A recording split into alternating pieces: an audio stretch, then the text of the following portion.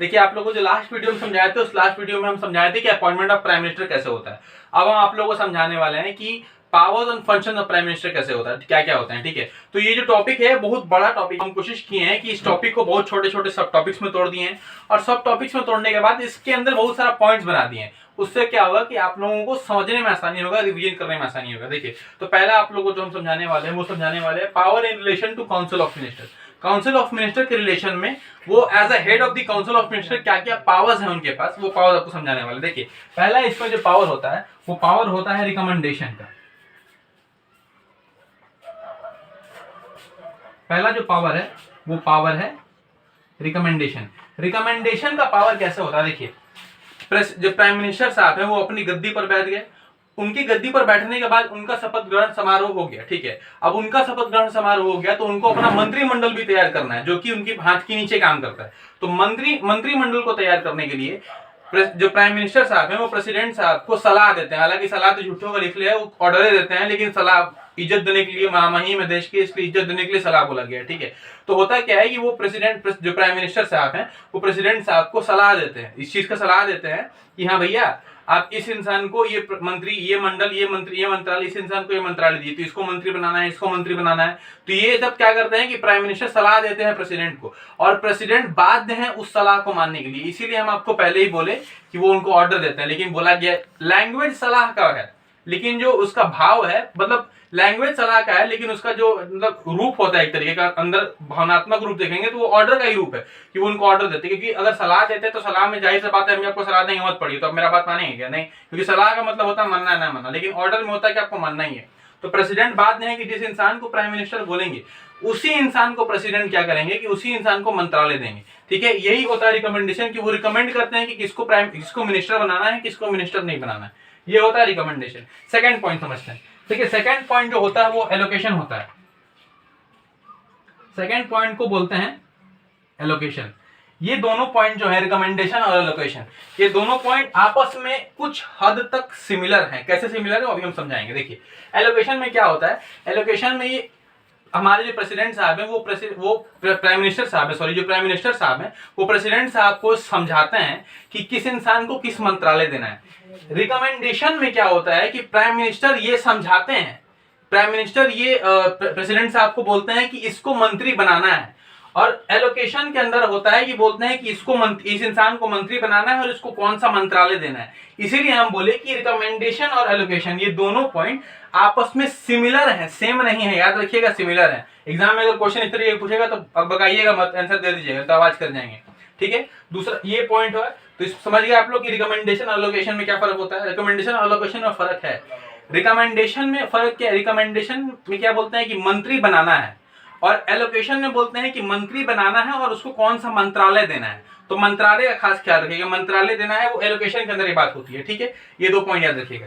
ठीक है, और दूसरा बात ये है कि ये इसमें एक और पॉइंट है कि शफल भी कर सकते हैं। जैसे मान लीजिए कि पहला जब मेरा सरकार बना, जैसे मान लीजिए हम प्रधानमंत्री बने तो हम अपने किसी को मिनिस्टर बनाए, तो पहले हम किसी को मिनिस्टर बनाए थे, वो एजुकेशन मिनिस्टर था। अब अगली बार जब दूसरा बार फिर से मेरा सरकार बन गया तो हम कोशिश करेंगे कि नहीं अब उसको मिनिस्टर नहीं बनाएंगे, अब उसको जो है एजुकेशन मिनिस्टर के बजाय उसको डिफेंस मिनिस्टर बनाएंगे, या फिर कुछ भी रेलवे मिनिस्टर बनाएंगे, कोई भी मिनिस्टर बना देंगे। ठीक है, तो इसमें क्या होता है, तो यहाँ पे क्या होता है, प्राइम मिनिस्टर जो है शफल कर सकते हैं, मतलब कि इंटरचेंज कर सकते हैं मंत्रालय का। ठीक है, ये बात होता है।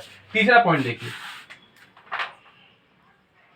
जो तीसरा पॉइंट होता है कि तीसरा पॉइंट ये होता है कि ministers work under PM. Ministers work under PM, ये शॉर्ट में लिखा है, इसको समझा देना। देखिए, minister work under the PM का मतलब ये होता है कि मिनिस्टर अपना अपना मंत्रालय में काम तो करते हैं, लेकिन वो प्राइम मिनिस्टर के हाथ के नीचे ही रहते हैं। इसका सबसे बड़ा एग्जांपल तो ये है, अभी हाल में आरआरबी का रिजल्ट को लेकर बवाल हुआ था, जो एक आदमी का 4 वो रिजल्ट दिया था, बोलता है 20 गुना रिजल्ट दिए। ठीक है, तो इसको लेके जब बवाल हुआ था तो उस बवाल में क्या हुआ था, उस बवाल में जब हुआ, इतना आरआरबी को इतना चिंता है अपना देश का स्टूडेंट का, स्टूडेंट चिल्लाते चिल्लाते गला वाला सब बैठ गया, स्ट्रेप्सिल का बिक्री बढ़ गया, लेकिन उसके बाद भी लोगों को कोई फर्क नहीं पड़ा। ठीक है, तो उसके बाद क्या हुआ कि ऐसा सुनने में आया था कि पीएमओ का दखलंदाजी हुआ। पीएमओ का दखलंदाजी के बाद ही फिर से सारा मामला सुधरा। ऐसे अभी तो स्ट्रेप्सिल का बढ़ा था, विक्सो का बढ़ जाता है, लोगों को कोई फर्क नहीं पड़ता। ठीक है। तो मिनिस्टर्स वर्क अंडर पीएम, तो ये यहां से इस पॉइंट को समझ सकते हैं कि मिनिस्टर्स वर्क अंडर पीएम, ये एग्जांपल था समझाने के लिए। तीसरा पॉइंट क्लियर। चौथा पॉइंट देखिए, चौथा पॉइंट है कि he leads the meeting of council of ministers. जो काउंसिल ऑफ मिनिस्टर्स का मीटिंग होता है, तो काउंसिल ऑफ मिनिस्टर्स का मीटिंग को जो हमारे प्राइम मिनिस्टर साहब है क्या इनका हेड करते हैं। ठीक उसी तरह जैसे बैठक में कलीम भैया हैं, वैसे ही यहाँ पे मीटिंग में कौन है, हमारे प्राइम मिनिस्टर साहब। ये चौथा पॉइंट क्लियर हो गया। ठीक है, पांचवा पॉइंट समझिए। पांचवा पॉइंट क्या है? पांचवा पॉइंट इसमें ये है कि he can ask a minister to resign at any time. He can ask a minister to resign.